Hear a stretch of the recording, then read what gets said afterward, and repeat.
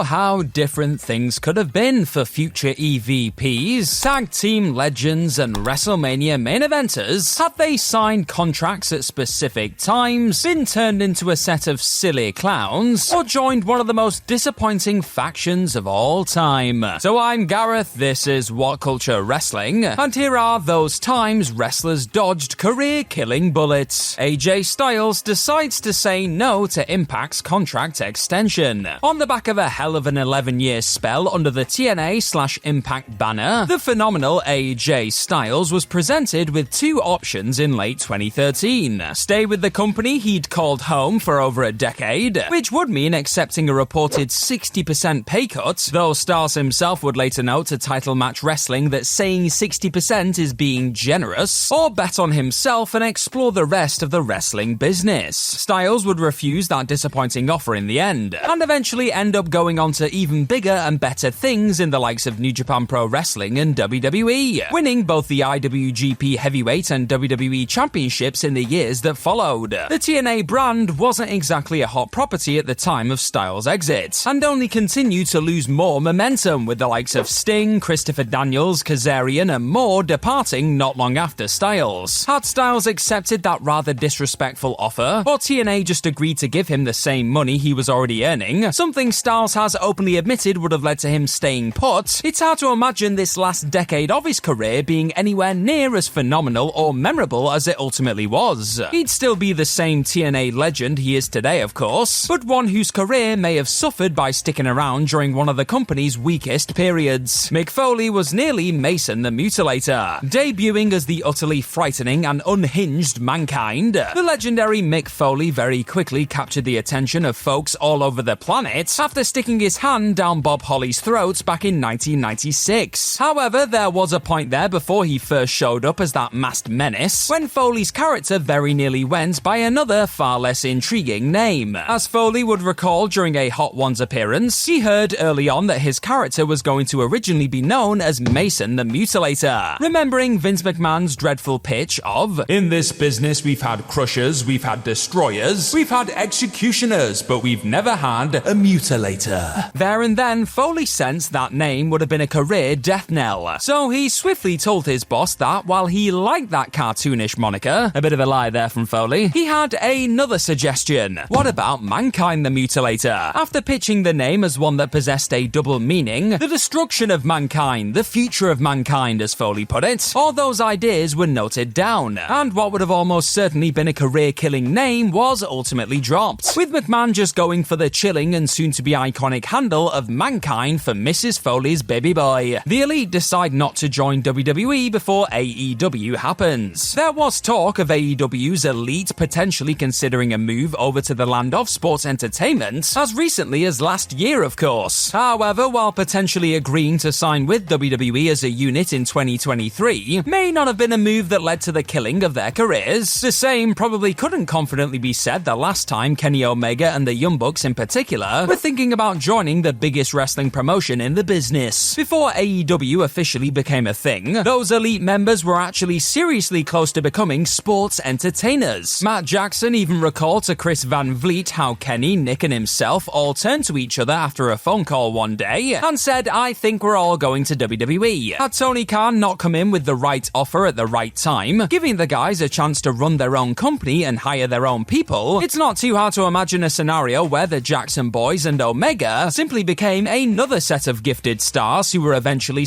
/ inevitably mishandled within that late 2010 and rather broken version of the WWE system. The infamously intense schedule was also a big reason behind the Elite's call to turn down a WWE run, and not even the offer of a limited schedule could keep these lads from joining forces with Tony Khan and changing the business forever. Now I've got a question for you. What is your favourite Elite match of all time? You let me know in the comment section down below. FTR managed to leave WWE before being turned into clowns. The team once known as the Revival had already just about survived some rather embarrassing treatment whilst working under WWE contracts, but oozy hot nonsense and getting completely buried by an aging D-Generation X paled in comparison to the utterly humiliating mess that was heading their way towards the end of their run with the company in early 2020. As Dax Harwood and Cash Wheeler would eventually recall on Talk Is Jericho, the latter laughed out loud when Vince McMahon McMahon pitched the tag team a new gimmick involving the pair dressing up in garish costumes, boasting shatter machine chains and silly hats. However, the pros, after openly admitting that this idea was a bad one, Dax and Cash agreed to go full clown for the remainder of their contract time, but they would then very much be leaving at the end of their deals. You can't really blame them. Wheeler even felt that the plan, on paper, of the two dressing up as a ridiculous comedy act out of spite, angry at the fact tag teams had to become comedy characters to get any WWE TV time, wasn't completely terrible. Whether it would have actually been executed well, though, is doubtful, isn't it? Thankfully, the pair were never put in that potentially disastrous position. WWE pulled them from the product a few days after this bizarre meeting, and the eventual FTR finally departed the company a few months later after dodging said colourful bullet. Kota Ibushi refuses to join WWE during the Cruiserweight Classic, before going on to become one of the greatest and most popular performers New Japan Pro Wrestling has ever seen, lifting the IWGP Heavyweight Championship and putting on 5-star plus epics against the likes of Kazuchika Okada and Jay White. Kota Ibushi actually stepped inside of a WWE ring for a spell in 2016. Appearing in that year's tremendous Cruiserweight Classic, Ibushi joined the likes of Zack Sabre Jr., Tajiri, Johnny Gargano, Tommaso Ciampa, and more, competing to win the tournament and eventually be crowned the new Cruiserweight champion. The Golden Star, in particular, inevitably shined during his contests, and there was even talk of him potentially joining many of the other Cruiserweight Classic participants and signing a deal with the company. Ibushi wasn't a fan of that idea, however, and said there was zero chance he'd join WWE full-time, though he didn't close the door on the possibility of making more of these one-shot deals with the company. With Ibushi never performing for the sports entertainment organization again in the years that followed, it seems they weren't all that interested in only the occasional appearance from the talented worker, and Ibushi's refusal to become a full-time cruiserweight saw him dodging the purple bullets that were the disappointing cruiserweight division on Raw, and 205 Live spin-offs that would have no doubt slowed down or even derailed an eventually magnificent career. Thanks for checking out this video today, folks. Hit that subscribe button down below for more What Culture on your screens. Stone Cold Steve Austin was nearly Fang McFrost, joining Mick Foley as an eventual icon of the business who dodged a bullet that likely would have resulted in them being anything but, as Steve Austin, before he was Stone Cold, was also rather close to a naming disaster. You see, as WWE were looking to alter his gimmick from that of a ringmaster to something else, a collection of, let's say, fascinating names were suggested. As Austin would also note during a Hot Ones interview, it's completely true that the company offered him the career-killing names of Otto Von Ruthless, Chili McFreeze, and Fang McFrost in response to the wrestler pitching the idea of becoming a villain inspired by Richard Kuklinski, a real-life ruthless serial killer also known as the Iceman. WWE, being WWE, they heard Iceman and set about suggesting names that focused on temperature. Brilliant. A perplexed Austin swerved each and every one of those dodgy titles, thankfully, before landing on his legendary nickname after being handed a cup of tea by his wife and being told to drink it before it became Stone Cold. The rest was history. Chris Jericho is sure he'd have been the Goon had he joined WWE in the mid-90s, though he would obviously end up making a splash in the land of sports entertainment just before the end of the 90s. Chris Jericho was actually offered the chance to sign with WWE before that famous Y2J arrival. In the wake of working in Japan, Mexico, Extreme Championship Wrestling, and Smoky Mountain Wrestling, Jericho received a call from Jim Cornette in 1996. Here he was pitched the idea of being one of 5 enhancement guys, who were definitely not jobbers. They had gimmicks, you see. Jericho soon decided that likely wasn't the move for him at that point in his career, and ended up working in World Championship Wrestling before eventually arriving in WWE as a potential main event star. But what if he had jumped at the chance to join the company a few years earlier? Well, according to Jericho himself, he feels he would have ended up in the role of the Goon that eventually went to Bill Irwin, a hockey player character who would debut in July 1996 and be gone by March 1997. So there you have it. The bloke who famously said he would save WWE saved himself from a career-killing spell in the gloves and skates. Pumpkin Finn Balor battling against Sister Abigail is scrapped due to an illness concern. While any performer suddenly going down injured or ill is typically an unfortunate thing in the wrestling business, he was actually somewhat of a blessing in disguise coming into WWE's 2017 Tables, Ladders and Chairs PLE. Before the late great Bray Wyatt was pulled from the event due to a reported viral meningitis outbreak, the former WWE champion was involved in a peculiar feud with Finn Balor, and said rivalry had just taken a particularly surreal turn. In the weeks leading up to the PLE, Wyatt unleashed his Sister Abigail character on the WWE audience, with Balor then answering with his own strange pumpkin-faced demon persona. This one had all the makings of one of the most embarrassing nights of either terrific performers' careers. I mean, Wyatt was set to seemingly wrestle as Sister Abigail. It sounded like a nightmare. Wyatt being forced out of the bout, though, led to both men dodging this incoming bullet.